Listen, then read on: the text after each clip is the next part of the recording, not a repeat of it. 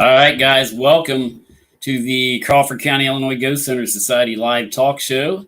My name is Jason Snyder, and I'll be your host tonight. It is Monday, September the 6th, 2021. It's Labor Day, and we're here for another installment of our show tonight. It's going to be a good episode. Got a co-host coming on here with me tonight, and as soon as I do my little intro here, I'm going to throw him in so that way I don't have to talk by myself tonight. It's always boring. Yeah, welcome to the show, guys. This is episode number 42 of our live talk show here at the Crawford County, Illinois Ghost Hunter Society. You can visit our website at crawfordcountyghosthunters.org. Check it out. We've got some stuff on there. Needs to be updated, though, but you can check our website out there. You can email us at illinoishauntings@gmail.com. If you guys have any type of paranormal activity that you may be experiencing in your home, business, or any other place, we do investigate locations free of charge. We don't charge anything for our investigations, so definitely send us an email or message us on our page if you've got any location you'd like us to investigate. We are dual streaming tonight. You're probably watching from Facebook. We are on facebook.com/Crawford County Ghost Hunters. We also have a YouTube channel that we stream from live. If you guys prefer the YouTube platform, it is youtube.com/Crawford County Ghost Hunters or at Crawford County Ghost Hunters on YouTube. If you guys want to go over and subscribe to our YouTube channel, that would be awesome. Oh, let me see where I'm at here. Instagram. We have an Instagram /Crawford County Ghost Hunters. So follow us on Instagram as well. And as always, tonight's music was by the Midnight Syndicate. It's used with permission, all rights reserved. Check those guys out at midnightsyndicate.com or check them out on Spotify. They've got a lot of horror and scary music, especially this time of year. If you guys are into the Halloween style music, definitely go check out Midnight Syndicate. They've got some cool stuff, and I think they just put out some new music as well, so check out Midnight Syndicate. But I'm going to go right into the show tonight, and got Ben Irvin coming on tonight as my co-host. So I don't know if you got Ben on there. So how you doing, Ben? Doing good. Good deal. Checking out the comments now. Now I can see everybody's comments. Hey, everybody. But yeah, I just wanted to apologize to people too in advance because I've had a little bit of a cold here the last couple weeks. That's why we haven't been going live too. Courtney was real sick, missed a week of work, and then I got it and got sick, and we were going to do an investigation this weekend, and we ended up kind of getting together privately and doing one, but I'm still a little sick, so if I lose my voice, I apologize. And no, it's not COVID. I got tested. I got tested for COVID, and she got tested, I think, 3 times, and all came back negative, just a little cold or flu or something going on. But we are going to do some announcements tonight, regarding our upcoming haunted tours and what we're going to be doing for our Halloween season. And Ben, what have you been up to? Nothing. Absolutely nothing. I figured that was coming. Yeah. That's what we got on our last investigation too again. Yeah. Well, that's just all I ever do seems like is just work or have kids running around the house. So I don't really get to go out and do much of anything. Yeah. I'm glad to have Ben on here tonight, guys. He doesn't usually get a co-host because, like you said, he's got kids running around a lot of times, and he makes all the investigations and events he can. So, but yeah, we're going to talk about what we've got going on for our Halloween season coming up here, and then go into a few show topics for tonight. I'd like to, thank everybody for tuning in out there tonight and watching the show. We have been still, investigating the United Methodist Village there in Lawrenceville, Illinois, and we will be announcing tonight on the show, our tour dates for that event. We talked with them, and we're going to be starting the season early this year, guys, the Halloween season. So I believe we're going to be hitting it.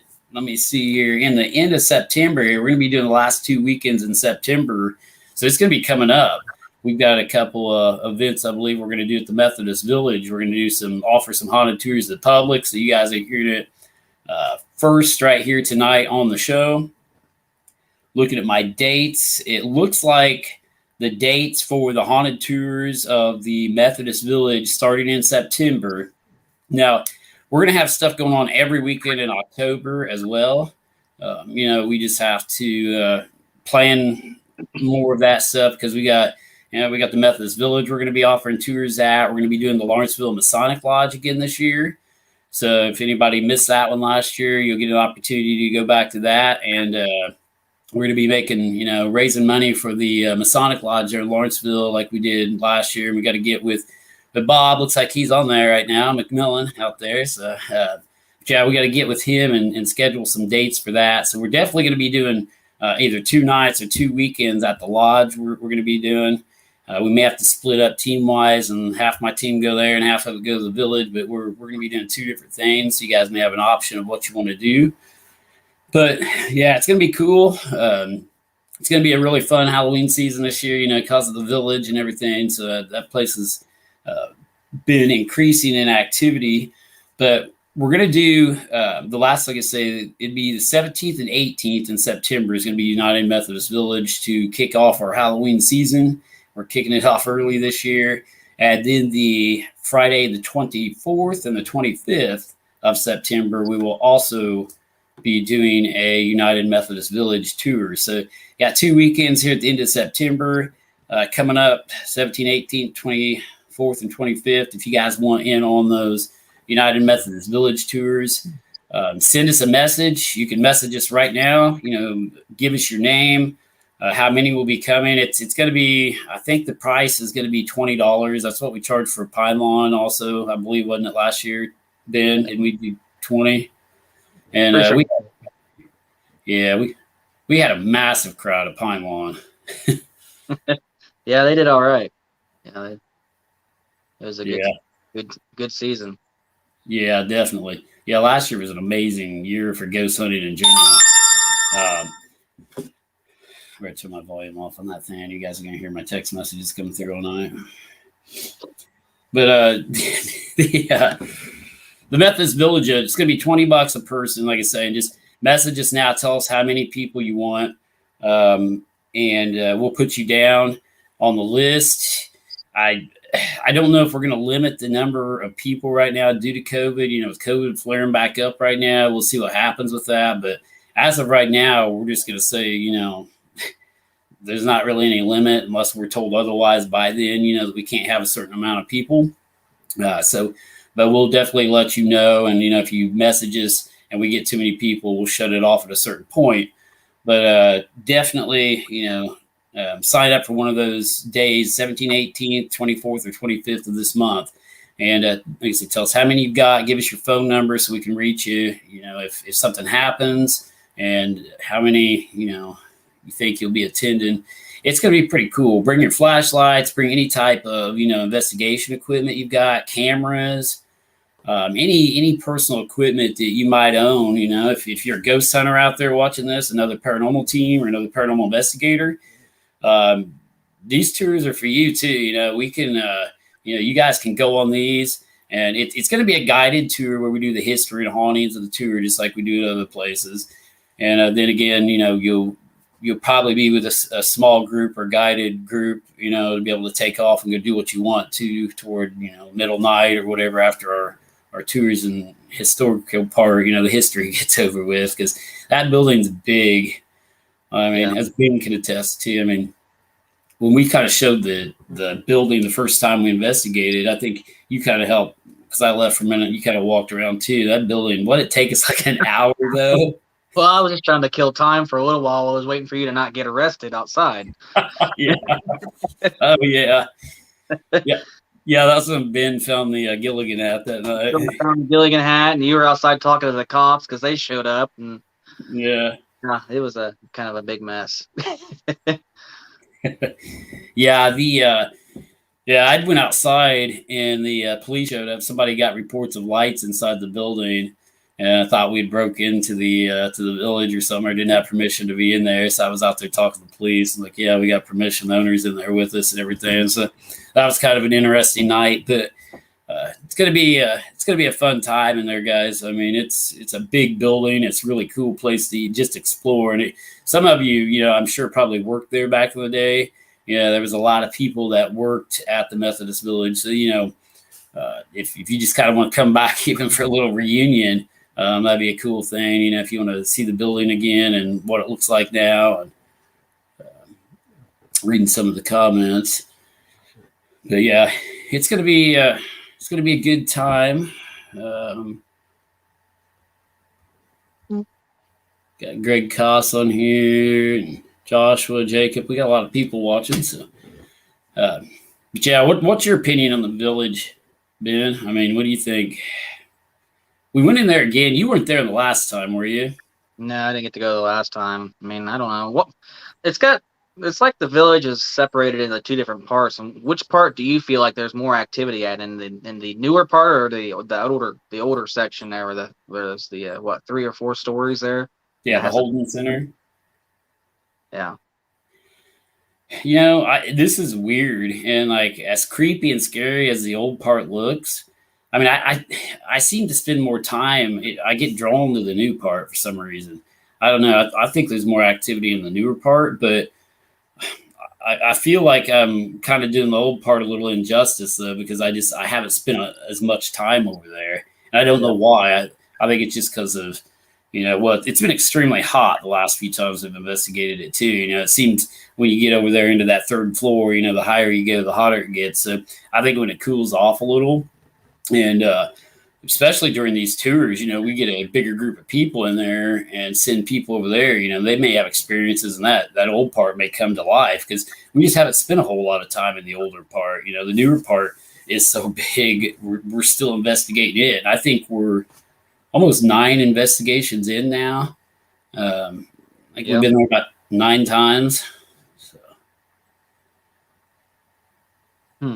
And the last time we investigated was, like I say, we went over the weekend and absolutely nothing happened. So that was kind of, it's not always bad. Doesn't always mean something's not there. Right. Yeah, it's just an off night. But the time before that, we went when we put the thermal image camera up on our picture up on our Facebook page. That weekend, we didn't go live on that one. We had some pretty good activity that weekend. Me and Jake Greentree was in one of the rooms, and it felt like I got touched on the arm, like something just touched me. And then he felt the same thing, and I didn't say anything, until he said something, and he felt it too, so he got touched in there as well.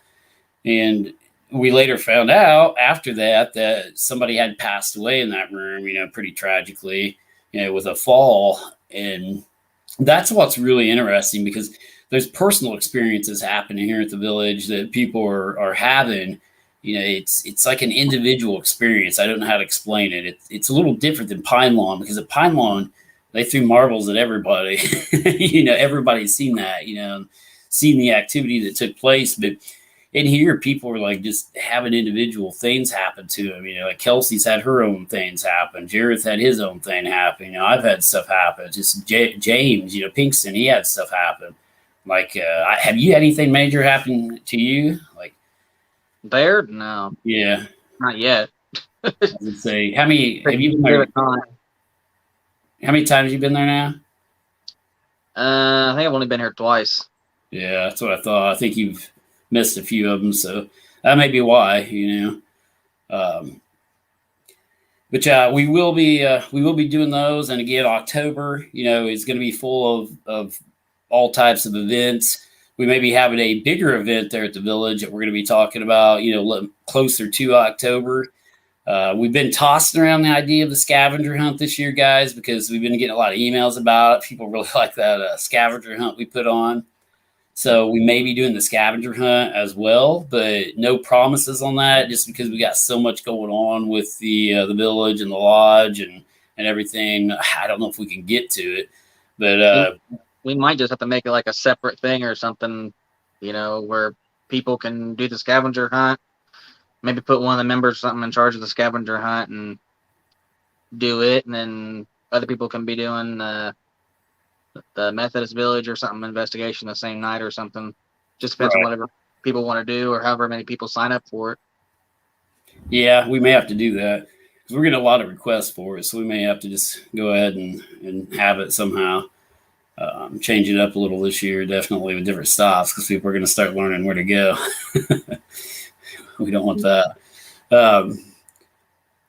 Joshua said that sounds fun, the scavenger hunt.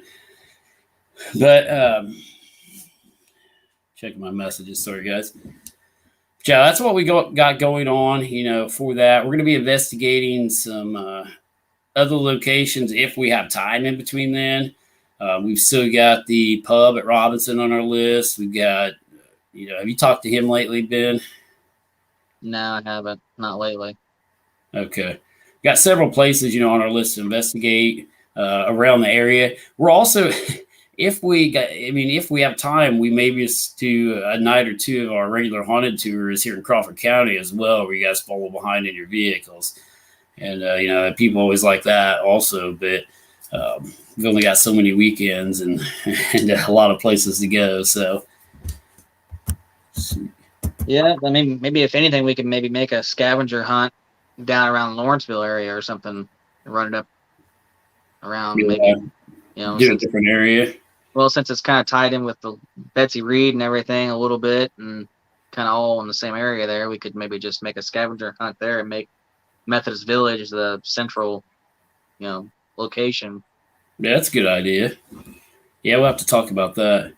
Yeah, I think me and James are getting together after the show too to discuss some of this. I don't know what you got going on, but we're gonna figure something out, put a schedule out. But yeah, all you guys listening out there, we will put a schedule out on our page, out on the Facebook page. Dates and times and everything for the events.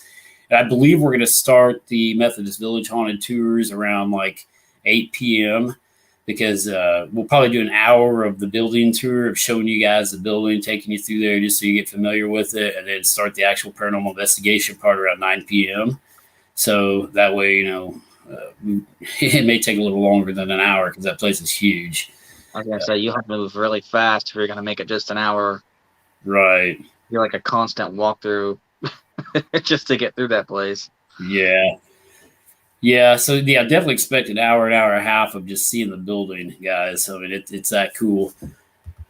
But that's kind of the announcements I wanted to get out of the way here tonight. Flora says Lawrenceville has a nice park real close to the Methodist Village for a scavenger hunt. Oh, I forgot that park's right beside the village. Yeah, that's an idea too. Thank you. I forgot all about that. We may incorporate that into something somehow. But that's the announcements I want to get out of the way tonight. Let you guys know what was going on with our haunted tours and everything. Like I said, I apologize. I've been sick and we haven't been able to go live for a little bit, but feeling better. Didn't know if I was going to be able to do the show because I've been losing my voice part of the time. That's why I've been on here too. I was like, you're going to have to be my backup if I lose my voice tonight. So, you're doing all right so far. Yeah. But we kind of had some topics tonight we were going to talk about. And one of them Ben kind of came up with. Didn't you say about like beginners kind of ghost hunting equipment and how to get started? Is that what you're thinking? Yeah, I was thinking, mention if someone wanted to get into doing paranormal investigating, on the side a little bit and just starting out, what is some of the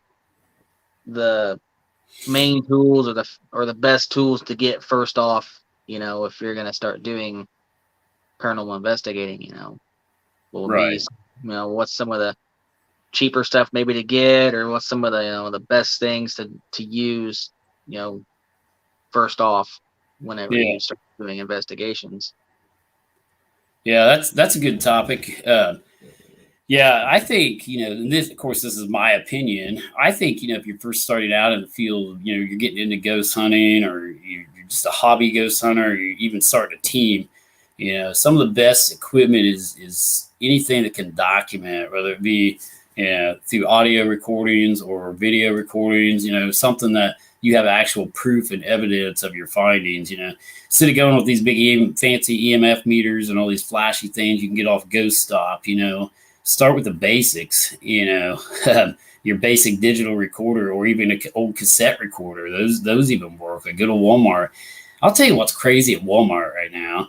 They don't sell digital recorders anymore, but they went back to the old style cassette recorders. You can get a cassette recorder at Walmart, but you can't get a digital audio recorder. I don't know if we went back Like in back to time. cassette tape or like those little tiny, like the small ones. No, it's the old. It's not the small cassettes. It's the big cassettes, tapes like I the. don't know if they made those. Yeah, yeah, they do still, and especially at Walmart because they don't carry anything other than that right now. I don't know if they went back in time for COVID. I don't understand it, but those work though. The old fashioned, cassette recorders. Those work just as well for capturing EVP or electronic voice phenomena. But if you get one of those, make sure you use an external microphone when you're hooking it to a cassette recorder like that, because a lot of times if you don't, you can pick up the internal gears of the recorder and actually hear it on the tape when you play it back. So definitely, use an external microphone, whether it be an omnidirectional microphone, a unidirectional microphone. Omnidirectional microphone will pick up, kind of in more of a circle pattern around the top of the mic, where unidirectional is going to pick up more directly in front of the mic, directly toward it. But either way, whether you go with a unidirectional or an omnidirectional microphone, definitely use an external microphone, if you're using an old style cassette recorder. But yeah, going back to the original thing, topic being said, just anything that can document, record evidence, don't get all this flashy stuff to start out with. Like your audio recorders, digital recorders, cassette recorders, that stuff you can hear, physically prove to somebody by playing it back. You recorded something where even like, your camera, your phone. I mean, phones kind of, when it comes to photography, I'm telling you guys, like, if you get something paranormal on film, on video, even 35 millimeter or digital, you've got something, because like so much stuff can be explained. People think everything's a ghost with this photography. There's dust particles, pollen in the atmosphere that causes these, orb-like anomalies that people think are ghosts. Orbs are not ghosts. I've said this 100 times. Used to back in the day, yeah, when we first started out, we didn't know any better either. We were young and dumb and thought these orbs and stuff flying around were ghosts, and we didn't take the time to go out there like we have in the past 25 years now and research this. And but it's all dust particles, guys. It's pollen in the atmosphere, causing this, and the trails behind it's a lot of times caused from a wind current. If you get any type of suspended particle in the atmosphere and you get a wind current behind it, whether it be a fan, whether it be the wind blowing outside, a lot of times you'll get that trailing effect. That trailing effect is also caused from the shutter speed of your camera. So and you moving the camera, either the object moving or you moving, can cause trails. So we recommend, if you've got a 35 millimeter or a digital camera, a nice one, set it up on a tripod and use a timer or even a remote control, so you're not pushing the camera even for movement. But if you set that timer or use a remote control to set that camera off, then you have no movement of the camera at all. So that avoids some of that blur and some of that motion from some of the objects, unless the object itself is in motion, which happens a lot of times also. But I can explain about 99% of all ghost photos out there on the internet. I mean, because I've kicked up dust, I've taken pictures of spider webs, I've taken pictures of fingers, shadows. Camera straps is a big thing. Yeah, people get the camera strap in front of their lens and think it's a vortex, they used to call them. Bugs flying around everywhere. Yes, bugs. I mean, I've seen everything on these ghost group pages. Oh my gosh. I bet I get kicked off one of those group pages every day, because like I'll join these. Doubt it. Yeah, they get so pissed off at me because I'll join these like group pages online of paranormal and hauntings or real ghost pictures. There's millions of groups out there you can join. And I want to tell you straight out, guys, don't get your advice. What was that? I don't know. I've seen that. It doesn't happen. It doesn't happen very often. Yeah. But I do live in a haunted house, so I mean, yeah. I just seen something. I don't know, some type of lighting change. Well, all the lights in the house just There we flicker. go. Yeah. Yeah. Anyway, sorry I stopped there with my photography thing, but Ben's being attacked by something right now. It's very possible. I mean, the stairs Yeah. door did close earlier, but so I don't know. Hey, at least you're staying upright in your chair. My last episode with Jareth, he dropped his camera and fell off his chair and all kinds of stuff. It'd be hard to fall off this. I got a whole sectional couch I'm sitting on, so Yes. So if you fall off, something's wrong. if I fall off of this, man, I don't know. I have to fall forward. That's crazy. But yeah, going back into this group stuff, like all these group pages, you can join. The crazy thing about these group pages, and they make me so mad because anybody can make one of those. I could make a page on like cooking right now, but I guarantee you guys won't want my recipes.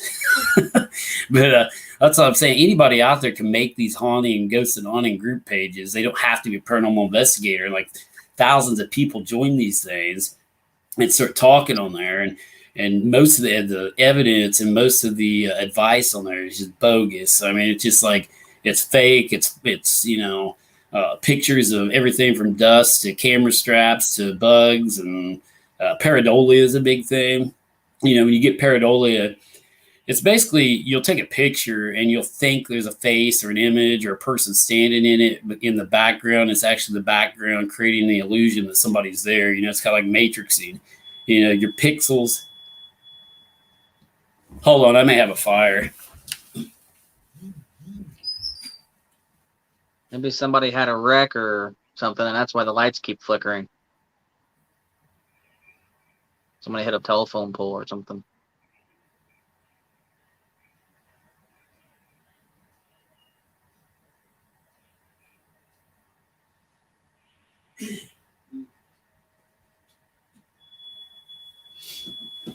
Yeah, definitely a good camera, and then voice recorders. Top things to get. Maybe a cheap, video camera would be something neat to have. Also, you can find like a small digital camera, cheap one to use, just for extra backup evidence, because they're getting to be pretty cheap nowadays too. Yeah, unfortunately, I'm gonna have to go.